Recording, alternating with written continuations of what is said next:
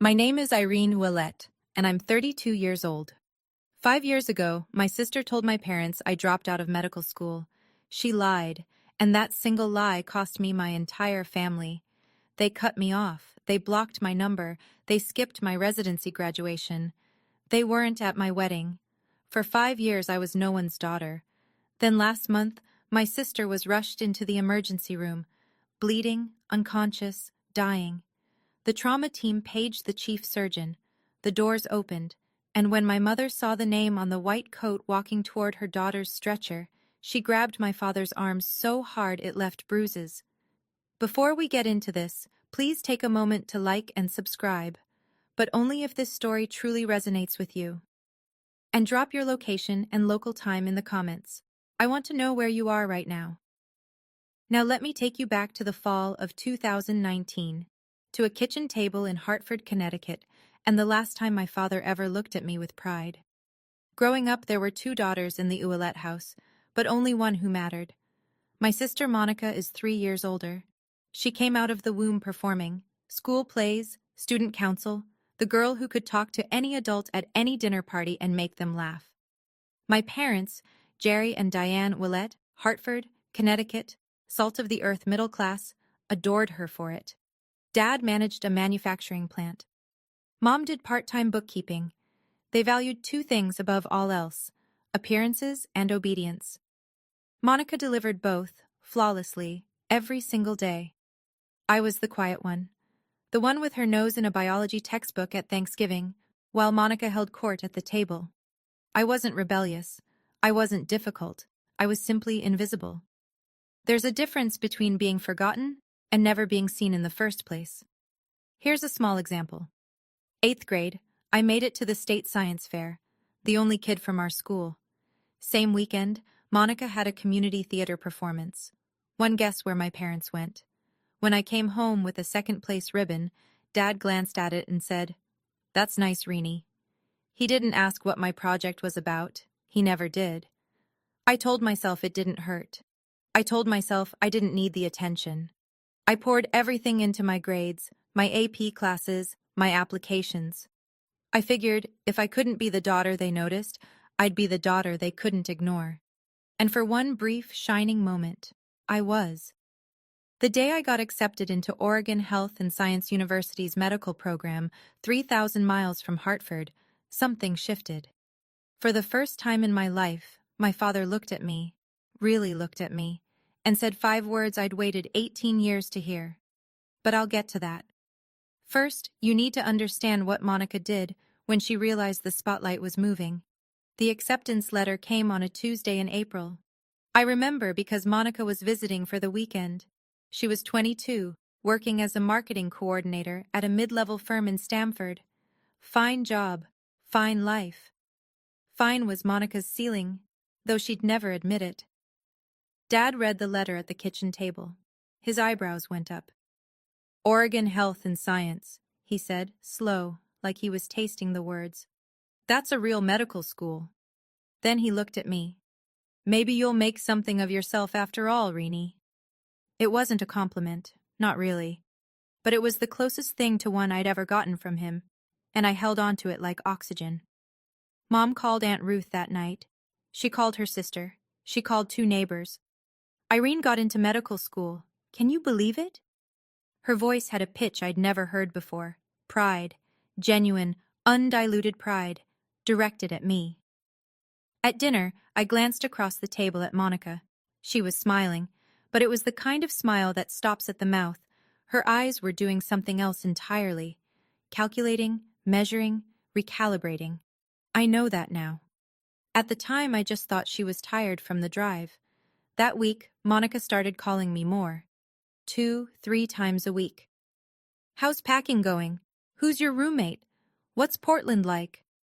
She asked about my schedule, my classmates, my professors. She remembered every name I mentioned. I thought my sister was finally seeing me. I thought maybe my getting into med school had unlocked something between us. Respect, connection, whatever it is that normal sisters have. I was feeding her ammunition. Every detail, every name, every vulnerability.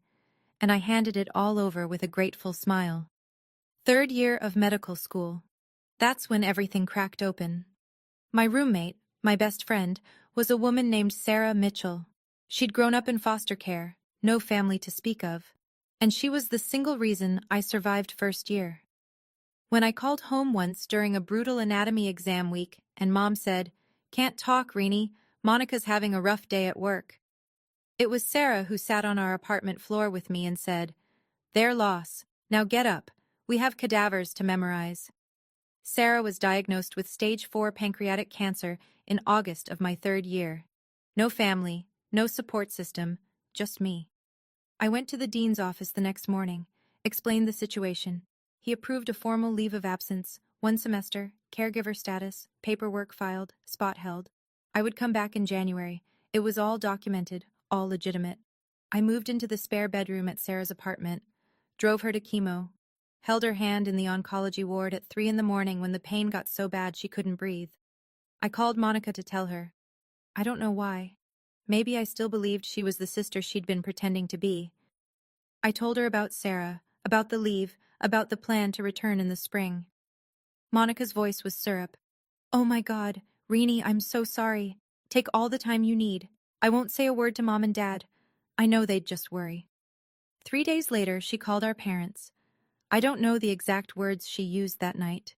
I wouldn't learn the full scope of her lie until 5 years later, when it unraveled in the one place none of us expected. But the damage was instant. The call came at 11 at night. I was sitting in a plastic chair next to Sarah's hospital bed. She'd had a bad reaction to the latest round of chemo, and they'd admitted her overnight. My phone lit up. "Dad, your sister told us everything." His voice was flat, arctic. The dropping out, the boyfriend, all of it. "Dad, that's not—" "Don't. Monica showed us the messages. She showed us proof." I pressed my hand against the wall to steady myself. "What messages? What proof?" "Dad, I'm sitting in a hospital right now. I'm taking care of my friend. Monica said you'd say exactly that." A pause. "She said you'd have a story ready." My mother got on the line. Her voice was shaking. "How could you lie to us for a whole year, Irene?" "Mom, please, listen to me. I filed a leave of absence. I can show you the paperwork. I can give you the dean's number." "Enough." Dad again. "Don't call this house until you're ready to tell the truth. You've embarrassed this family enough." The line went dead. I sat on that hospital floor for 20 minutes. Sarah's IV beeped on the other side of the curtain. My phone screen still showed the call duration, 4 minutes and 12 seconds. That's how long it took my parents to erase me. 20 minutes later, a text from Monica. "I'm sorry, Reenie. I had to tell them. I couldn't keep your secret anymore."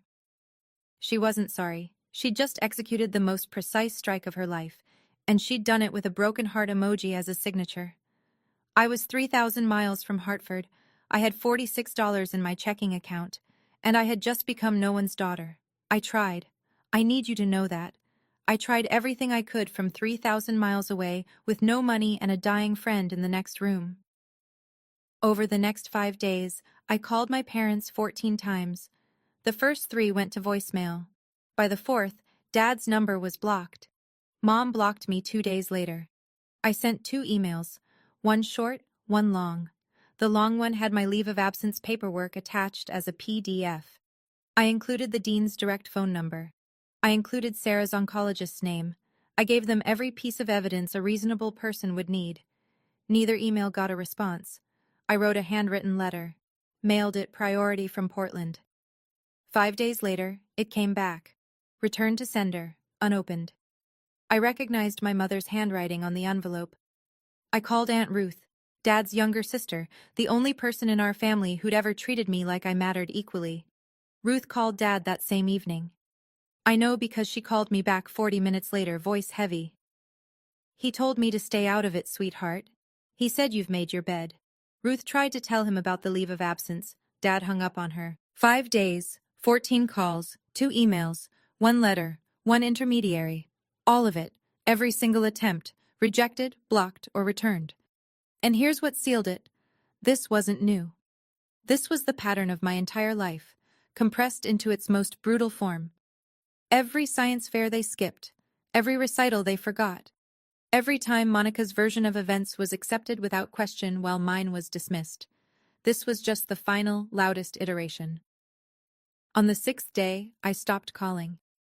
Not because I gave up, because I realized they had chosen a long time ago. Monica just gave them permission to stop pretending. Sarah died on a Sunday morning in December. Quiet. Just the beep of the monitor going flat and the pale winter light through the hospice window. I was the only one in the room. No one from my family called. No one knew. The one person I'd told, Monica, was too busy tending to the lie she'd planted to care that the reason for my leave of absence had just stopped breathing. I organized a small funeral. 6 people came. Sarah's former foster sister drove up from Eugene. A couple of classmates. A nurse from the oncology ward who'd grown fond of her. I stood at the front of a chapel that could hold 60 and read a eulogy to rows of empty pews. I didn't cry, not because I wasn't broken, because I'd been crying for 3 months straight, and there was nothing left. That night, I sat alone in Sarah's apartment, our apartment. Her coffee mug was still on the counter, her jacket still hung by the door. I opened my laptop and stared at the application to re-enroll for the spring semester. Then I found it. Tucked inside Sarah's copy of Grey's Anatomy, our running joke, she'd bookmarked the chapter on the pancreas with a yellow sticky note that said, "Rude," was a card. Her handwriting, shaky but deliberate. "Finish what you started, Irene. Become the doctor I know you are. And don't you dare let anyone, especially your own blood, tell you who you are." She'd written it weeks before she died. She knew she wouldn't be there when I needed the push.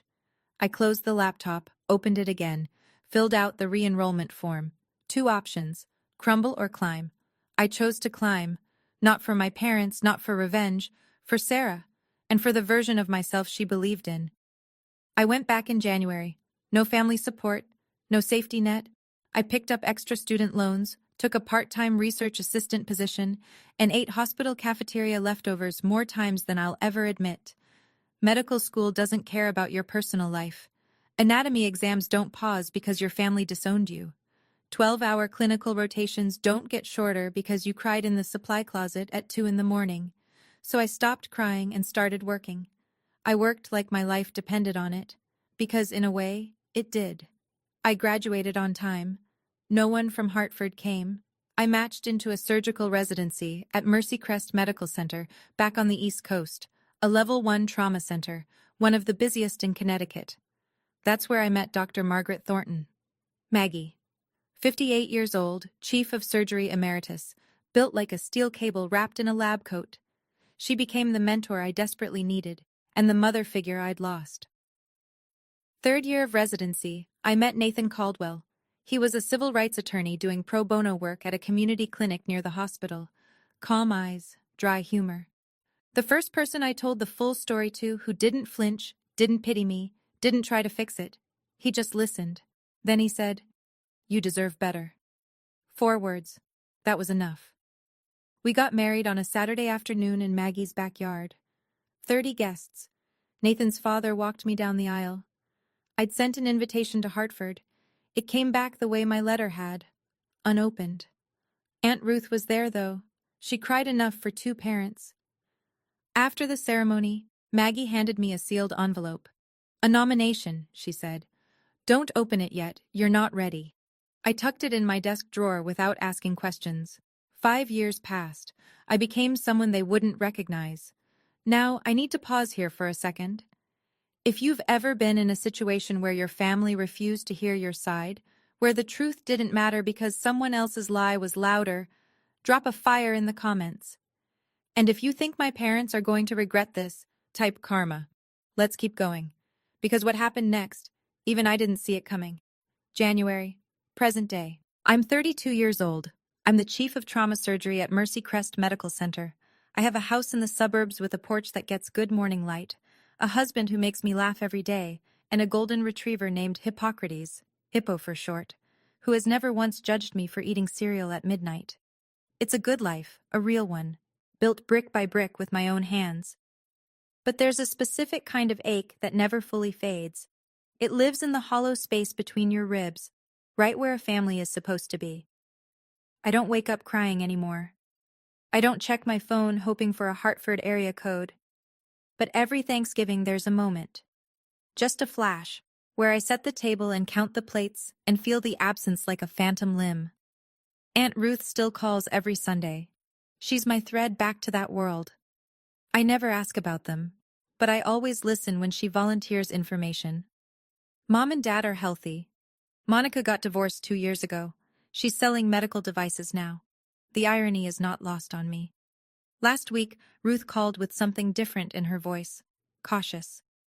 Irene, there's something I need to tell you about Monica. Something concerning.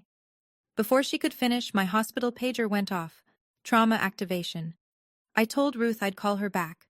I never got the chance, because what Ruth was trying to tell me was already on its way, hurtling down I-91 at 60 miles an hour in a sedan that was about to run a red light, and within the hour, the thing Ruth was warning me about would be lying on my operating table, bleeding out, with my parents in the waiting room and my name on the chart. I just didn't know it yet. Let me back up. Because what Monica did wasn't a single lie, it was a campaign. Ruth had been feeding me pieces over the years, reluctantly, carefully, like she was diffusing a bomb one wire at a time, and the picture she painted was worse than I'd imagined. For 5 years, Monica maintained the narrative. At every Thanksgiving, every Christmas, every family gathering, she performed the role of the grieving older sister. "We don't really talk about Irene," she'd tell cousins. "It's too painful for Mom and Dad." She'd shake her head, lower her voice, let the silence do the work. But she didn't stop at silence. She added details. She told our grandmother that I was homeless. She told Uncle Pete's wife that she'd heard from mutual friends I was in and out of rehab. She told our mother, on Christmas Eve 2 years ago, that she had tried to reach out to me and I had refused, that I was the one who cut them off. She flipped the entire story. She said at Thanksgiving, Ruth told me once, voice tight with fury, "I've begged Irene to come home. She won't even answer my calls. I think she hates us." Meanwhile, I was 3 floors deep in an operating room saving a teenager's life. The genius of it, and I use that word with disgust, was that Monica didn't need my parents to forget me. She needed them to believe I had abandoned them. That way, their grief became proof. Their silence became justified. And she remained exactly what she'd always been, the loyal daughter, the only one who stayed. She wasn't protecting them. She was protecting her position. And there was one more thing Ruth told me, something I didn't learn until much later, that made the whole picture even darker. But I'll get to that. Nathan told me this over coffee one morning, 6 months ago. He'd been sitting on it for 2 years. "There's something I didn't tell you," he said, setting his mug down carefully, the way he does when he's about to deliver bad news in his lawyer voice. 2 years ago, I got a call from HR at your old hospital. Someone using a fake name had contacted them asking about the employment status of Irene Ouellette. They wanted to know if you'd ever been disciplined, if your credentials were legitimate. I stared at him. Who? I had a colleague trace the inquiry. The IP address came back to Hartford. The kitchen went very quiet. Ipo's tail thumped against the floor. The coffee maker hissed. "She was trying to find something," I said. "Anything," Nathan confirmed. "Anything she could use to keep the story alive, to prove you were a fraud." "She didn't find anything." "No, because there's nothing to find." I wrapped my hands around my mug. Tight. I could feel the heat bleeding through the ceramic. "She didn't just lie about me once, Nathan. She's been hunting me." He reached across the table and put his hand over mine. "That's not sibling rivalry, Irene. That's something else entirely." He was right. Monica hadn't told a lie and moved on. She had built an architecture of deception. Load-bearing walls, reinforced beams, and she'd spent 5 years making sure none of them cracked. Every holiday story, every whispered rumor, every fake inquiry was another brick. I could have done something then, called a lawyer, confronted my parents, blown the whole thing open. But I didn't, because life was about to do it for me, in the most brutal, public, and ironic way imaginable. And it started with a pager at 3 in the morning. Thursday night, January, 3:07 a.m. The pager dragged me out of a dead sleep. Nathan shifted beside me, murmured something.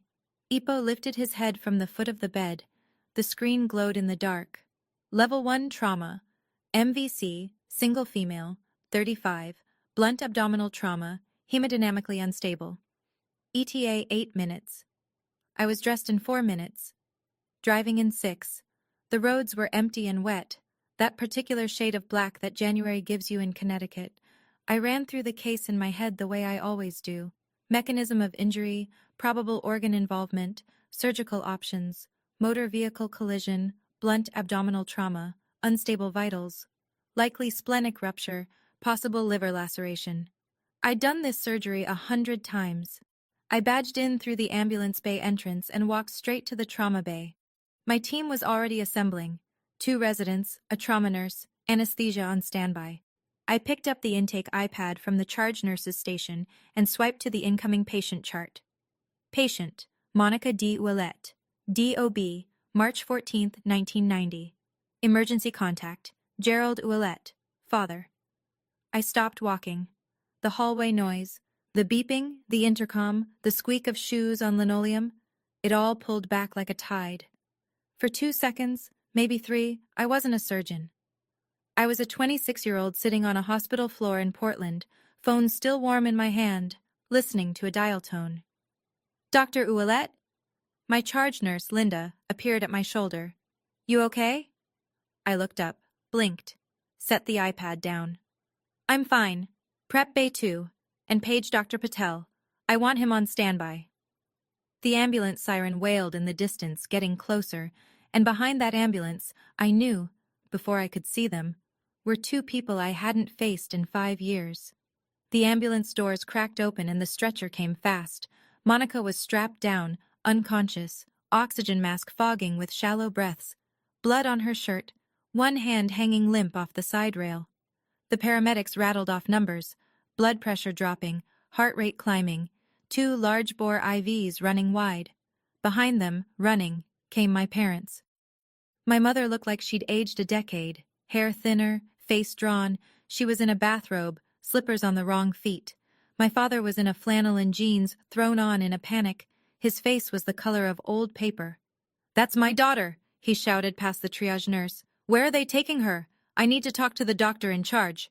The nurse, a woman named Carla I'd worked with for 3 years, put both hands up. "Sir, family needs to wait in the surgical waiting area. The trauma team is already here. The chief is handling this personally." "The chief?" Dad grabbed Carla's arm. "Get me the chief, now." Carla glanced through the glass partition toward the trauma bay. She looked at me, gowned, gloved, my badge hanging from my scrub top. She read the name, read it again. Her eyes went wide for just a fraction of a second. I gave a small shake of my head. "Not now." Carla composed herself. "Sir, the chief is prepping for surgery. You'll be updated as soon as possible. Please, the waiting room is this way." My parents were led down the hall. Mom was whispering prayers, hands clasped so tightly her knuckles were white. Dad kept turning back, looking through every window he passed. "She's all we have," he said to no one in particular. "Please, she's all we have." I heard it through the partition glass. Every word. She's all we have. As if I had never existed. I stepped into the scrub room alone. 30 seconds. That's all I allowed myself. I turned on the faucet, let the water run hot over my hands, looked at myself in the stainless steel mirror above the sink. Distorted, warped. The way everything felt right now, scrub cap on, badge visible. The face of a woman who had been surgically removed from her own family tree, now being asked to surgically save the woman who held the saw. Part of me wanted to walk out, call Patel, let someone else carry this. Let my parents owe their daughter's life to a stranger, not to me. That would be cleaner, simpler. But there was a woman on that table with a ruptured spleen and what looked like a grade 3 liver laceration. She was losing blood faster than we could replace it. She was going to die in the next 30 to 40 minutes if the best surgeon in this building didn't operate, and the best surgeon in this building was me. I paged Patel directly. "I have a conflict of interest. The patient is a family member. I'm disclosing it now and documenting in the chart.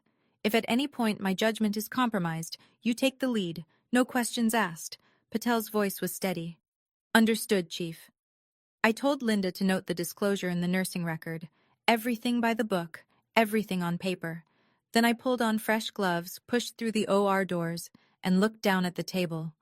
My sister's face. Still. Bruised. The oxygen mask fogging and clearing. She looked smaller than I remembered. Thinner. There were worry lines around her eyes that hadn't been there 5 years ago. For 3 seconds, she wasn't the woman who destroyed my life. She was a body on my table, and that was exactly how I needed her to be. Let's go, scalpel. 3 hours and 40 minutes. That's how long it took to rebuild what the steering column and the red light had torn apart. Ruptured spleen. We took it out. Grade 3 liver laceration. We repaired it with precision sutures, layer by painstaking layer. Internal bleeding from 2 separate mesenteric vessels. Clamped, cauterized, controlled. I didn't speak unless I needed to. Suction, clamp, lap pad, retract. My hands moved the way they've been trained to move. Steady, deliberate, fast when speed mattered and slow when precision mattered more. The residents watched. They always watched during my cases, and I could feel their attention sharpen when the liver repair got tricky. I didn't falter. I couldn't afford to. At 6:48 a.m., I placed the final closing stitch. Monica's vitals were stable. BP normalized. Output clear. She was alive.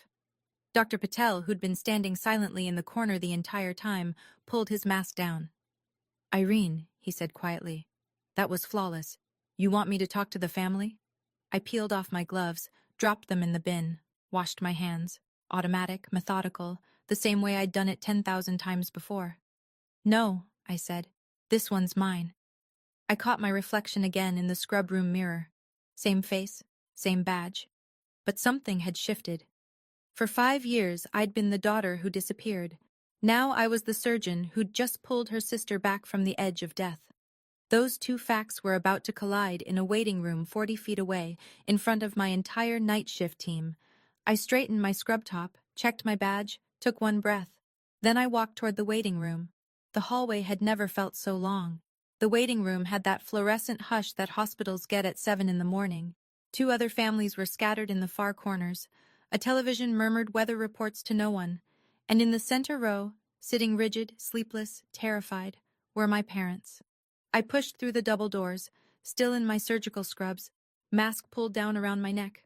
Scrub cap off now, hair pulled back.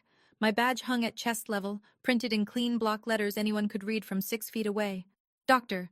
Irene Ouellette, MD, FACS, Chief of Trauma Surgery. Dad stood first. He always stood first. It was a reflex, the need to be in charge. "Doctor, how is she? Is Monica—" He stopped. His eyes had dropped to my badge, then rose to my face, then dropped to the badge again. I watched the recognition move through him like something physical, a tremor that started in his hands and climbed to his jaw. Mom looked up a half-second later. Her lips parted. No sound came out. Her right hand shot to Dad's forearm and clamped down, fingers digging into the flannel of his sleeve with a force that I would later learn left 4 bruises shaped like fingertips. 5 seconds of silence. 5 seconds that held 5 years. I spoke first. Calm, clinical. The same voice I used to address every family in this room. "Mr. and Mrs. Ouellette, I'm Dr. Ouellette, Chief of Trauma Surgery. Your daughter Monica sustained a ruptured spleen and a grade 3 liver laceration in the accident. Surgery was successful. She's stable and currently in the ICU. You'll be able to see her in approximately 1 hour. Mr. and Mrs. Not Mom and Dad." I watched that land. I watched it cut. Behind me, through the glass partition, Linda and 2 nurses were watching. They knew. By the look on their faces, they'd already put it together. My mother moved first. She took a step toward me, arms lifting, a sob already breaking through her chest. "Irene? Oh my God. Oh my God. Irene." I stepped back. Half a step. Polite. Unmistakable. She froze. Her hands hung in the air between us. Then slowly, painfully, dropped to her sides. Dad's voice came out like gravel dragged over concrete. "You're a doctor." "I am." "You're the chief." "I am." "But Monica said—" "Monica said what exactly?" He closed his mouth, opened it, closed it again. I could see the machinery of his mind trying to reassemble 5 years of certainty that was crumbling in real time. Mom was crying now. Not quietly. "We thought you dropped out. She told us you were, she told you I dropped out. That I had a boyfriend with a drug problem. That I was homeless. That I refused to contact you." I kept my voice level. No shaking. No tears. I had rehearsed this moment 1,000 times in the shower, in the car, in the dark before sleep. I never thought it would happen in surgical scrubs under fluorescent lights. None of it was true. Not a single word. Through the glass behind me, I could see Carla press a hand to her mouth. A resident, Dr. Kimura, second year, looked away, jaw tight. Linda set down her clipboard and stared. Dad tried to redirect. Old instinct. "This isn't the time or place, Irene. Your sister is in the ICU. "I know. I just spent 3 hours and 40 minutes making sure she survives. So yes, Dad. I'm aware of where she is." He had nothing.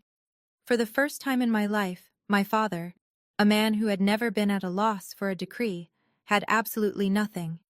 The silence was doing the work I never could.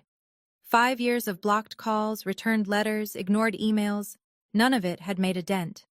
But standing here, alive and accomplished and wearing the proof on my chest, that was louder than anything I could have written in a letter. Mom reached for the back of a chair to steady herself. "The letters," she whispered. "You said you sent letters." 2 emails with my leave of absence paperwork attached. 1 handwritten letter, mailed priority. You sent it back unopened. I recognized your handwriting on the envelope. She pressed her fist against her mouth. Dad stared at the floor. "I called 14 times in 5 days. I asked Aunt Ruth to talk to you. You told her to stay out of it." I wasn't accusing. I was reciting. These were facts, and facts don't need volume. Then Linda appeared at the door. She didn't know the full story. Not yet, but she had hospital business. "Dr. Ouellette, I'm sorry to interrupt." The board chair saw the overnight trauma log. He asked me to pass along. "The Physician of the Year Selection Committee sends their congratulations on tonight's surgical outcome." Linda said it the way she'd say anything routine. She had no idea she'd just detonated a second bomb. Mom looked at me, eyes swollen, mascara gone, bathrobe still on. "Physician of the Year? It's an internal recognition, it's nothing." I turned to Linda. "Thank you. I need to check post-op vitals. Excuse me." I walked toward the ICU corridor, measured steps, spine straight. I didn't look back, but I heard my mother's voice behind me, small and ruined. "Jerry, what have we done?" And I heard something I'd never heard before. My father, saying nothing. Because silence, for the first time, was the only honest thing he had left. 4 hours later, ICU, room 6, monitor beeping in rhythm, morning light angling through the blinds. I walked in for the standard post-op assessment. Vitals, drainage output, wound check, routine. Except nothing about this was routine. Monica's eyes were open, glassy, unfocused from the anesthesia, but open. She blinked at the ceiling, blinked at the IV pole. Then her gaze tracked sideways to me. She squinted. Read my badge. Read it again. The color drained from her face in a way I've seen before, but only in patients who've just been told their prognosis is bad. "Irene." Her voice was sandpaper. "Good morning, Monica. I'm your attending surgeon. You sustained a ruptured spleen and a grade 3 liver laceration from the accident. Surgery went well. You're going to make a full recovery. You're a doctor. Not a question. A reckoning. I'm the chief of this department, have been for 2 years." I watched it happen. The same spectrum Dad had gone through, but slower, because Monica was processing it through a morphine drip and what I suspect was dawning terror. Confusion first, then disbelief, then fear. And then, there it was, the expression I'd seen my whole life, the quick flicker behind the eyes, calculation. Even now, lying in a hospital bed with my sutures holding her liver together, Monica was trying to figure out how to spin this. "Irene, listen, I can explain. You don't need to explain anything to me." I nodded toward the glass door, where 2 figures stood in the hallway, watching, faces wrecked, eyes red. "You need to explain it to them." I updated her chart, checked the drain, left without another word. I didn't stay to hear what happened next, but the entire ICU floor heard it.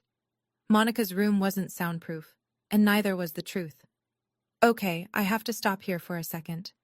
What do you think Monica told my parents when they walked into that ICU room? Option A. She finally tells the truth. Option B. She doubles down on the lie. Option C. She plays the victim. Again. Drop your answer in the comments. And if you haven't subscribed yet, now is the time. Because the next part of this story is where everything comes crashing down. I learned what happened from Linda, who heard it from the ICU nurse, who heard it through the glass. If you guessed option C, congratulations. You know my sister. The moment my parents walked in, Monica started crying.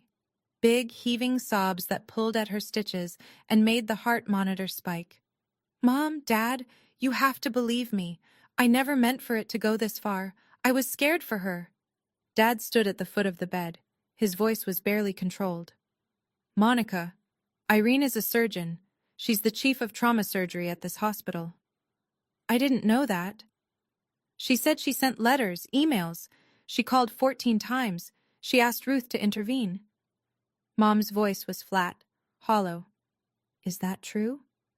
She's exaggerating. You know how Ruth tried to tell us. Dad again, and this time his voice cracked. Not from sadness, but from the structural failure of everything he'd believed for 5 years. 2 years ago, Ruth called and said Irene was in residency. A surgeon. You told us Ruth was lying, that she was just trying to cause drama. Ruth doesn't know the whole story. What is the full story, Monica? Mom, screaming. In an ICU, the nurse at the station outside flinched. 2 rooms down, a patient's visitor looked up from their phone. And Monica, backed into a corner, IVs in both arms, my sutures in her abdomen, did what she always does. She pivoted from defense to offense. Fine, she's a doctor. Good for her. But she abandoned this family. She never called. Because we blocked her number, Monica. Dad's hand was on the bed rail, knuckles white. Because you told us to. The heart monitor beeped. The IV dripped. And Monica, for perhaps the first time in her adult life, had no script. Aunt Ruth walked into the ICU at 9:45 that morning. I'd called her from the scrub room after surgery, not to summon her as a weapon, but because Monica was her niece, too, and Ruth deserved to know. But Ruth came prepared. 5 years of silence will do that to a woman with a filing system and a long memory. She didn't sit down, didn't hug anyone. She stood in the middle of that room and said, I've been waiting 5 years to have this conversation, and I'm not waiting 1 more minute. She pulled out her phone, opened a folder she'd labeled, I found out later, Irene, proof. Inside, screenshots of every email I'd sent my parents in those first desperate days. The PDF of my leave of absence from OHSU, signed by the dean, stamped with the registrar's seal. My re-enrollment confirmation. A photo of my residency graduation, me in a cap, holding the diploma. Aunt Ruth next to me, the only family member in the frame. She held the phone out. Mom took it with trembling hands. And here, Ruth said, swiping to a text thread. This is from Monica, sent to me 4 years ago. She read it aloud. Don't tell Mom and Dad about Irene's residency. It'll just confuse them. They're finally at peace. The room went still. Monica stared at the ceiling. Her jaw was set, but the calculation was gone from her eyes. What replaced it was something I'd never seen there before, the look of someone who's run out of rooms to hide in. You told me to keep quiet for the family's sake, Ruth said, looking straight at Monica. But this family hasn't had peace. It's had a 5-year blackout. Ruth turned to my parents. And you two, you let this happen, not because you didn't love Irene, but because loving Monica was easier. Nobody argued. There was nothing left to argue with. Mom sank into the chair beside Monica's bed, but she wasn't looking at Monica anymore. She was scrolling through Ruth's phone, reading my emails one by one. Her lips moved as she read. She stopped on the last one, the one I'd sent the night before my residency graduation. I know what it says. I've reread it 100 times in my own sent folder. Mom, I don't know if you'll read this. I graduated from residency today. I wish you were here. I'm still your daughter. I never stopped being your daughter. Mom doubled over in the chair. Not crying. It was beyond that. It was the sound of someone meeting the full weight of a mistake they can never undo. Dad stood at the window, his back to the room, his shoulders shaking. Aunt Ruth told me later it was the first time she had ever seen her older brother cry. In 62 years, not once. Not at their mother's funeral. Not when his business nearly went under. Not ever. He cried now. Silently, facing the parking lot, while the monitor beeped behind him. Monica lay in the bed. She'd stopped talking. The IV dripped. Her eyes were fixed on a point on the ceiling. There was nothing left to perform, no audience that would believe her. The persona she'd worn for 35 years was lying in pieces on the linoleum, and no amount of charm or tears or clever reframing was going to put it back together. You missed her wedding, Jerry. Ruth's voice was quiet now, spent. Nathan's father walked her down the aisle. Do you understand what that means? Dad didn't turn from the window, but he spoke. 4 words. Low, cracked down the center. What have we done? Not a question. He wasn't asking. He was convicting. And knowing the truth and knowing what to do with it, those are 2 very different things. I came back that afternoon. End of my shift. 22 hours since the pager woke me. But who's counting? My parents were still there. Of course they were. Where else would they go? Back to the house where they'd spent 5 years pretending they only had one daughter? Mom stood up the second I walked in. Her face was swollen, eyes nearly shut from crying. Irene, baby, I'm so sorry. I held up my hand, gently, but firm. I hear you, and I believe you're sorry, but sorry is a word. It's a starting place, not a finish line. What I need is time. Dad turned from the window. He looked like he'd aged 5 years since this morning. We want to make this right. Then you need to understand something. I kept my voice even. This wasn't anger. This was clarity. The kind that only comes after you've burned through every other emotion, and what's left is the truth, clean and simple. I'm not the girl you sent away. I'm not the girl who begged you to listen for 5 days from 3,000 miles away. I'm someone who built a life, a whole life, without you. And if you want to be part of it now, it will be on my terms, not Monica's, not yours, mine. Dad opened his mouth. Old reflex. Then he closed it. And nodded. A small, devastated nod. I looked at Monica on the bed. Her eyes were open, watching me. When you're recovered, I said, you and I are going to have a conversation, a real one, but not today. Today, you're my patient. I don't mix the two. I left. Spine straight, steps measured. I didn't turn around. I'm not closing the door. But I'm the one who decides when it opens, how wide, and who walks through. 2 weeks later. Monica was discharged. Her incision was healing, the rest of her, not so much. I chose the location, a coffee shop in Middletown, halfway between her apartment and my house. Neutral ground. Nathan came but sat at a separate table near the window, pretending to read briefs. He wasn't pretending. Monica walked in looking like someone who'd been hollowed out. She'd lost weight. Surgery plus not eating will do that. And the confidence she usually wore like cologne was gone. For the first time in my memory, my older sister looked exactly her age. She sat down, wrapped her hands around a cup she didn't drink from, stared at the table. I didn't do preamble. I'm not going to yell at you. I'm not going to list every lie. You know what you did. What I want to know is why. Silence. Long enough that the barista called someone's name and it echoed off the walls. Then quiet. Because you were going to be everything I wasn't. And I couldn't handle it. I let that sit. That's honest. First honest thing you've said to me in 10 years. I'm sorry, Irene. I know you are. But sorry doesn't give me back the years. Sorry doesn't put Dad at my wedding. Sorry doesn't unsend that box Mom shipped back to me. My high school graduation things. Returned like I was dead to her. She looked away. Her eyes were wet. Real tears. I know the difference now. Then she said something I wasn't expecting. I also called your medical school. Twice. I tried to get them to revoke your leave of absence. I told them you'd fabricated the caregiver documents. The coffee shop hummed around us. I stared at her. Your dean wouldn't listen to me. He protected you. He didn't protect me, Monica. He believed the truth. That's not the same thing. I leaned back in my chair, took a breath. This was the part I'd mapped out the night before, sitting on the kitchen floor with Hippo's head in my lap while Nathan reviewed it with me like a closing argument. I'm not cutting you out of my life, I said, but I'm setting conditions. Monica nodded, small, defeated.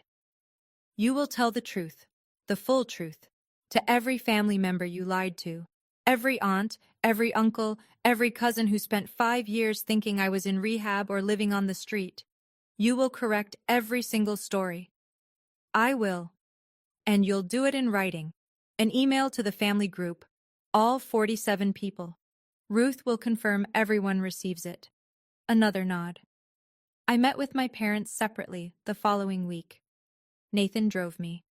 We sat at their kitchen table, the same table where Dad had read my acceptance letter all those years ago. The same table where Monica had smiled with just her mouth. I'm open to rebuilding, I said. But I need you to go to family counseling, both of you. Not for me, for yourselves. You need to understand why you believed a lie about your own daughter and never once picked up the phone to check. Dad's jaw tightened. We don't do that in this family. That's exactly why we're here, Dad. Mom put her hand on his arm, gently. Jerry, please. He looked at her. Looked at me. Something behind his eyes cracked. Not open, not yet, but cracked. Fine. I stood to leave, then turned back. One more thing. Nathan's father walked me down the aisle. That happened. We can't undo it. But if you want to know your future grandchildren, you start now. Not with grand gestures, with consistency. Apologies expire, boundaries don't. That's the difference between sentiment and structure. 1 month later, the Physician of the Year Gala, 200 people in the ballroom of the Hartford Marquis Hotel, surgeons, department heads, hospital administrators, donors, board members, crystal glasses clinking, name tags on lanyards, a string quartet playing something classical that nobody was listening to. I wore a simple black dress. Nathan was at a front table, looking like he'd been born in a suit. Maggie Thornton sat beside him, arms crossed, the faintest smile on her face, the one she reserves for moments she's been engineering for years. The MC stepped to the podium. This year's Physician of the Year, a surgeon whose clinical excellence, composure under pressure, and commitment to her patients have set a new standard for this institution. Dr. Irene Ouellette, Chief of Trauma Surgery. Applause, standing ovation from the surgical staff who'd seen me work. I walked to the stage, spotlight warm, podium solid under my hands. I kept it short. 5 years ago, I almost quit. Not because I couldn't do the work, but because I lost the people I thought I needed to keep going. What I learned is that the people you need aren't always the ones you're born to. Sometimes they're the ones who choose you. I looked at Maggie, at Nathan, at my team in the 3rd row. Then I looked at the back of the ballroom, last row. 2 seats Ruth had quietly arranged. My parents, Mom in a navy dress she'd probably bought that week, Dad in a tie he clearly hated, both sitting with their hands in their laps, looking up at the stage with expressions I can only describe as grief and pride waging war on the same face. And sometimes, I said, the ones you're born to find their way back, late, but here. Mom covered her mouth. Dad stood. Applause filled the rest. After the gala, Dad found Nathan near the coat check. He stood in front of my husband for a long moment. I owe you an apology. I should have been the one. Nathan, gracious to his core, extended his hand. With all due respect, sir, you should have been a lot of things, but we're here now. They shook hands. Dad's eyes were red. He didn't let go right away. Monica sent the email on a Wednesday night. Ruth confirmed delivery to all 47 addresses. I didn't read it until the next morning. Nathan brought me coffee and set the laptop on the kitchen table without a word. He knows when to give me space. It was 3 paragraphs. No excuses, no flowery language, just the facts laid bare. She had lied about my leaving medical school. She had fabricated evidence. She had maintained the deception for 5 years. She had deliberately prevented our parents from learning the truth. She ended with, "Irene never abandoned this family. I made sure they believed she did. That is entirely on me." The responses came in waves. Uncle Pete's wife called Ruth in tears. She'd repeated Monica's rehab story at a book club 2 years ago. Cousin David in Vermont sent Monica a one-line reply. "I don't know who you are anymore." Our grandmother, Nana June, 89, the matriarch who'd stopped asking about me at Thanksgiving because Monica told her it was too painful, called me directly. "I'm 89 years old," she said, her voice paper-thin but furious. "And I have never been lied to so thoroughly by my own blood. Irene, forgive an old woman for not seeing it." "There's nothing to forgive, Nana. You were lied to. We all were." Nobody organized a boycott of Monica.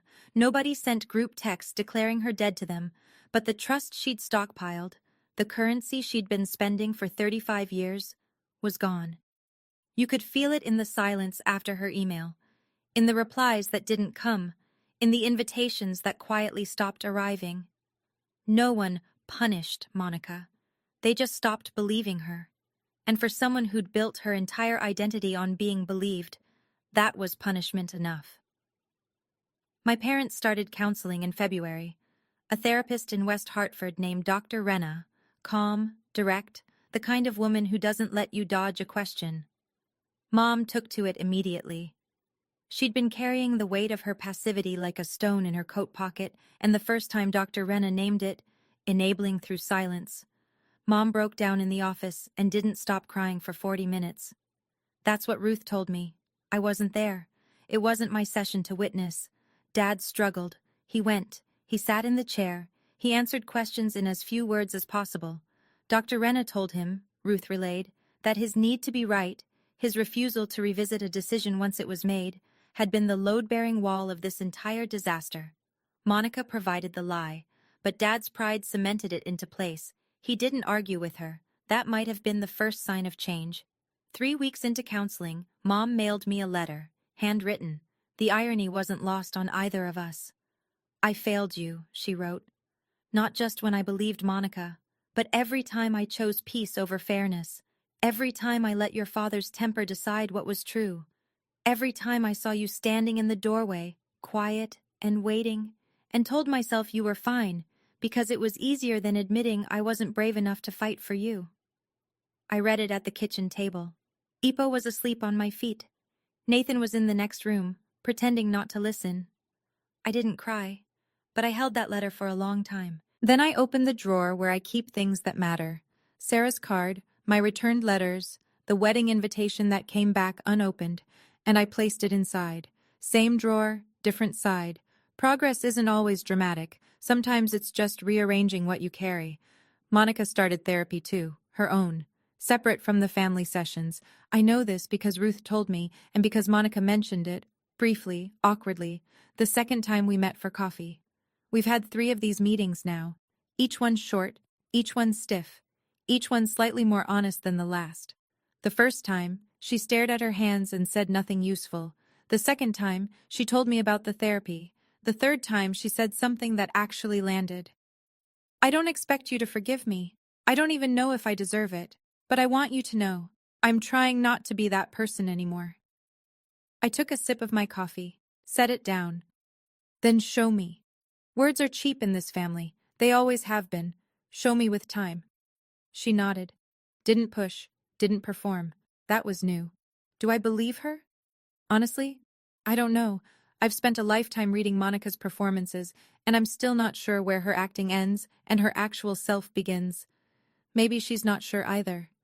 Maybe that's what the therapy is for. But I believe in the possibility of change.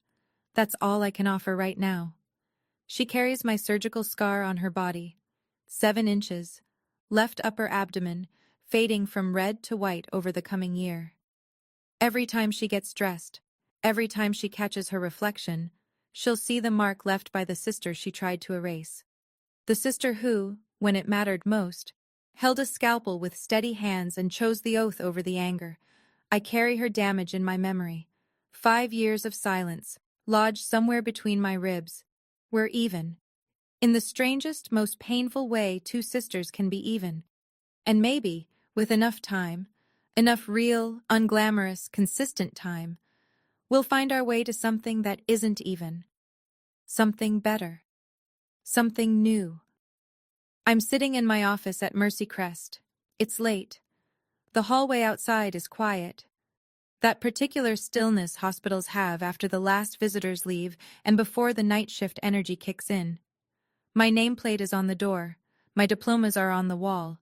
Not because I need to see them, but because the residents do.